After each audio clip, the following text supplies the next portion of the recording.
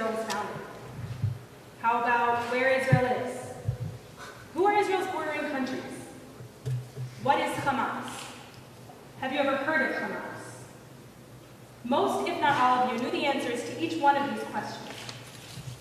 You may think that these things are common knowledge. I thought so too. At least I thought so until November 20th, 2011. On that rainy Sunday morning, I drove to the west side of Cleveland to start my Right On for Israel project to educate Jewish teenagers of all backgrounds about the upcoming United Nations vote to create a Palestinian state. This session was to take place at a Reform temple where I assumed the teenagers would have some background knowledge, but know little about the upcoming vote. My friends and I had prepared an informative PowerPoint with background information and some of the vote's possible implications, but we never got to show it. Once my fellow presenters and I got started, we realized that these teenagers, who attend their temple weekly, making them some of the most involved and interested Jewish teenagers in the country, did not even know where Israel was.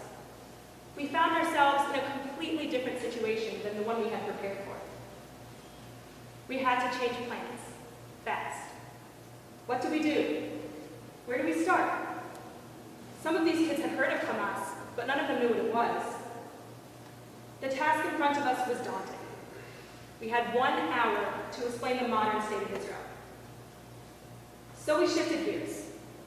We went back to the beginning, and we did our best. Even though we never got to talk about the United Nations vote, I felt good when I left the West Temple that afternoon. It didn't go exactly as planned, but in the end, we accomplished what we set out to do. We educated Jewish teenagers about the situation in the Middle East and gave them information and perspective that they did not have before. This experience opened my eyes to where I would like to be 10 years from now. Information is power, and an informed populace is a populace that can make positive changes for the future. There is little that is more important than teaching when thinking about creating a better future. When people understand the world that is around them, they can make decisions and promote the changes that they feel are necessary while coming from a positive and productive place. The key element of democracy is that people with differing valid opinions can come together and create a better future for everyone. But this cannot happen without an educated public. It is a given that to understand the world around us, we must first understand ourselves. And to understand ourselves, we must understand our backgrounds and our cultures. This lesson was crystallized for me this past summer at Camp Stone. Throughout the summer, my fellow staff members and I were told that it was our job to inspire the campers and help them find their role in the Jewish nation. Throughout the day-to-day stresses and frustrations, this was sometimes hard to feel. There were, however, times when I felt that I was truly contributing. These times were my Shabbatot, which I filled with teaching. Whether it was reading biblical stories with 10-year-old boys, or discussing the importance of a Jewish state to a Jewish nation with a 15-year-old girl, there is no greater feeling of making an impact than teaching. Teaching young Jews the Torah of their ancestors was truly fulfilling. My Right On for Israel and Camp Stone experiences showed me that 10 years from now, nothing would make me more fulfilled than teaching.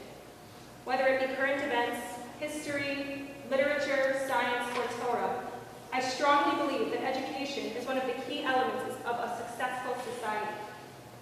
Having an enlightened populace is integral to a thriving community. The world we live in gets smaller and smaller every day, and with these changes, the need for open-mindedness and understanding grow. We as people need to learn to look at situations through others' perspectives, to view things from various points of view. John F. Kennedy once said that a miseducated child is a child lost. We cannot afford to lose our children.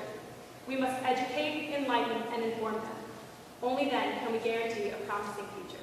Thank you.